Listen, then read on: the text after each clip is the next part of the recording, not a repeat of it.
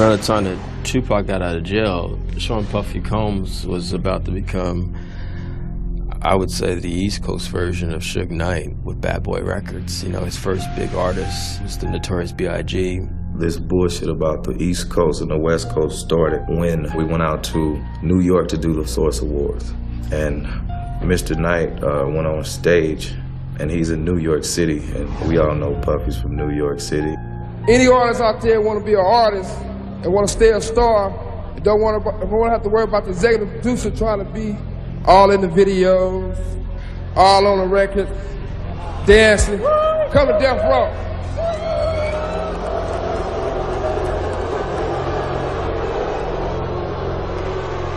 I mean, the whole crowd started booing, and then I thought to myself, like, why would you do that? The East Coast don't love Dr. Dre and Snoop Dogg. The East Coast ain't got no love for Dr. Dre and Snoop Dogg and Death Row. Y'all don't love us. Y'all don't love us. Well, let it be known then. We know y'all East Coast. We know we at East Coast and Alpha. I'm the executive producer that a comment was made about a little bit earlier. But check this out. Contrary to what other people may feel, I would like to say that I'm very proud of Dr. Dre, of Death Row, and Suge Knight for their accomplishments. And all this East and West that needs to stop. It was so personal. Puffy was a good friend of mine. There's enough room in this business for two young black males who are entrepreneurs to exist. I mean, can you imagine if Al Bell and Berry Gordy were fighting, or if the Temptations had beef with the Four Tops? I mean, it sounds fucking retarded when you think about it. You know, the Four Tops got beef with the Temptations. Marvin Gaye and Smokey Robinson were fighting at the Grammy Awards last night. I mean, think about that for a second. A lot of people on the West Coast felt that we have always had love for the East Coast, you know. They can come here and break their records. They come here and play at the clubs. You know, they come do in-stores. We do the whole nine with them East Coast cats. And we go out there and we don't get that same love. I remember New York DJs at parties refusing to play West Coast records. They country, they're Bamas, they wear jerry curls, they can't rhyme, they're whack, it's not danceable. It was the media that blew it up, you know.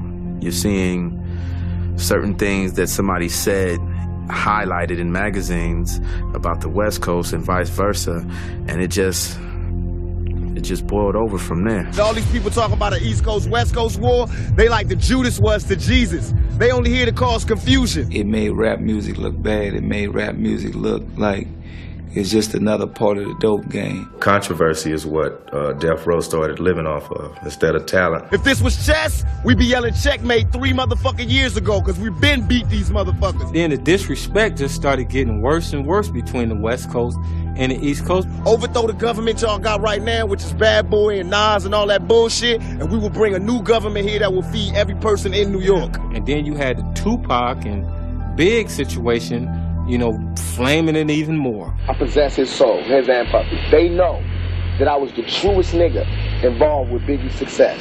I was the biggest help. I was the truest nigga. I don't write his rhymes, but he know how much he borrowed from me. He know how I used to stop my shows and let him touch the show. Let him blow up and do his whole show in the middle of my show. How I used to buy him shit and give him shit and never ask for it back. How I used to share. How I used to share my experiences in the game and my lessons and my rules and my knowledge on the game with him. You know what I mean? He owed me more. He owed me more than to turn his head and act like he didn't know niggas was about to blow my fucking head off. He knew. But for me to know, like, 3 weeks ago this happened, and then 3 weeks later your album's coming out and you are fucking done in your album. But you don't know who shot me in your fucking hometown. This nigga's from your neighborhood, and I gotta find out by myself, and I don't even call myself a Don, I'm just a capo. From the west side, and I'm on the east side in jail, and I know who touched me, and I know everything that happened. Tupac was wrong in blaming whoever the individual figures were who actually had something to do with it in New York and making it into this whole New York City thing and then this East Coast, West Coast thing. And I think that he definitely had someone in his ear, probably Suge, exacerbating it. It sells records. It continues to get media attention, which sells more records. Tupac had claimed to have gone out with Biggie's wife, Faith Evans. This was a great humiliation, reportedly, for Biggie. It was all over. We were in Manhattan shooting a video. Biggie Smalls had gotten on the radio station, and Biggie said that I cannot believe that New York is allowing Tupac and the Dog Pound to shoot a video in our city right in the heart of Times Square. The words out of Biggie's mouth was Tupac and the Dog Pound, and it wasn't. It was Snoop and the Dog Pound. Tupac was not with us. Snoop at the time was having his hair braided, and all of the artists was in the trailer. And then all of a sudden, gunfire. Someone shot into the trailer. They weren't shooting in there to say, get out. They were shooting in there to kill someone.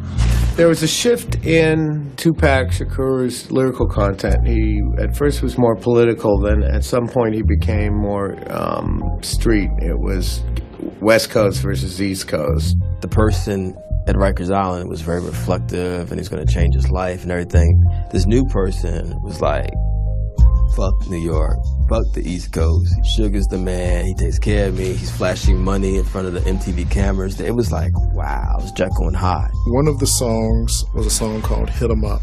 It talked about killing the bad boy camp, different artists. It was a lot of threats. I go, Pac. I go, did you hear what you said? He was like, yeah, nigga, I wrote it. Okay, we're gonna need some more security, and you need to start wearing a vest.